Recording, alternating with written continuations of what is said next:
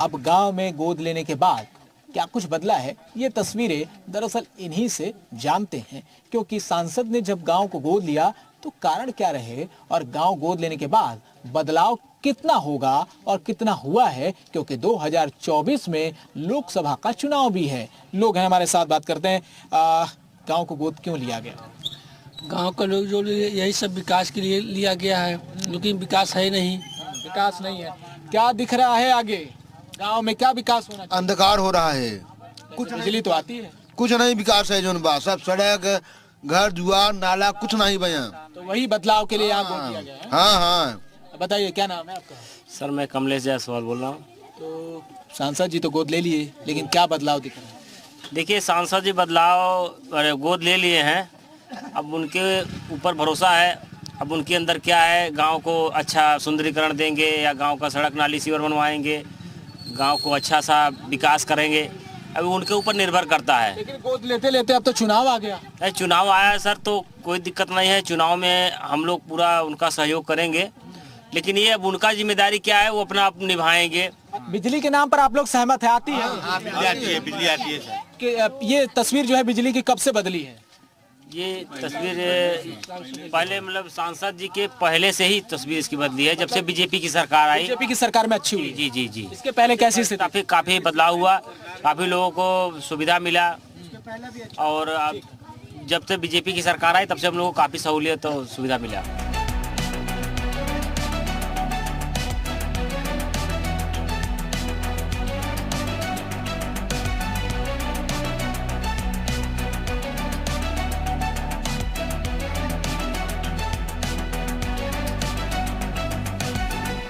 अब बात करेंगे इनके सांसद प्रतिनिधि से। दरअसल लोकसभा का सत्र चलने के कारण सांसद तो जिले में मौजूद नहीं है, लेकिन उनके प्रतिनिधि जरूर मौजूद हैं। क्या नाम है आपका? विजय कुमार बिंद हमारा नाम है। हम भदोही लोकसभा क्षेत्र के सांसद प्रतिनिधि हैं। अच्छा ये बताइए विजय जी कि गांव को गोद क्यों लिया गया और इसके पीछे का कारण क्या रहा?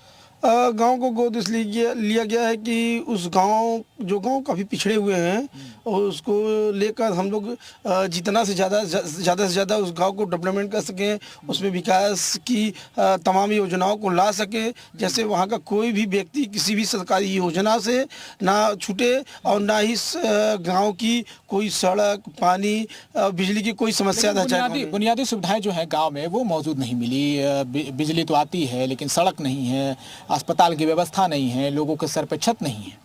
नहीं, अभी देखिए, अभी क्या कहते हैं, आदर्श ग्राम योजना के तहत हम लोगों ने वहाँ 54 से 55 प्रधानमंत्री ग्रामीण आवास योजना के अंतर्गत उसमें ऑनलाइन करा दिया गया है, और लगभग 92 लाख रुपए की सड़क का प्रोजेक्ट कर दिया गया है।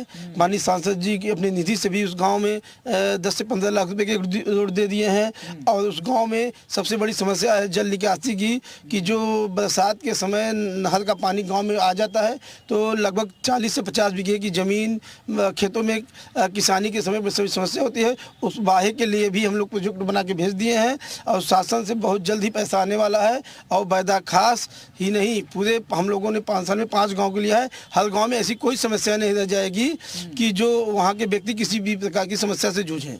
रोजगार की बात करें तो गांव में रोजगार की कोई खास व्यवस्था है नहीं। लोग, महिलाएं हमें बीड़ी बनाते मिली। उनका कहना है कि अगर उन्हें और कोई काम मिले, चाहे वो स्वयं सहायता समूह से जोड़ा जाए या फिर और कल कारखाने लगते हैं, तो कहीं ना कहीं उनको भी एक तरह का रोजगार मिलेगा, जिससे उनके परिवार की आर्थिक स्थिति सुधर जाएगी। नहीं, देखिए, वो समस्याएं चल रही हैं और सरकार की तमाम योजनाओं को लाया जाए। पर्यटक विभाग से 1-2 ऐसी योजनाएं जो सरकार द्वारा और राज्यों में है, जैसे कि मशरूम वगैरह सबकी खेती वगैरह के लिए अपना पेड़ पौधा लगा के फल लगाना, हर तमाम तरह की योजनाओं का इस जनपद में हम लोगों ने प्रकाश डालने में लाया है, और बहुत जल्दी हर गांव में हम लोग इस व्यवस्था को पहुंचाने का काम करेंगे। आखिर में इस गांव को गोद लिया गया, चुनाव भी है, उसको ध्यान में रखकर काम किया जाएगा, या फिर आपको लगता है कि बदलाव का जो संकल्प प्रधानमंत्री ने लिया था उसी को पूरा किया? नहीं, चुनाव से ये सब लेना देना नहीं रहेगा, और जितना भी हो सकेगा उस गांव का विकास किया जाएगा, और विकास के नाम पे वहाँ किसी प्रकार की कमी नहीं की जाएगी,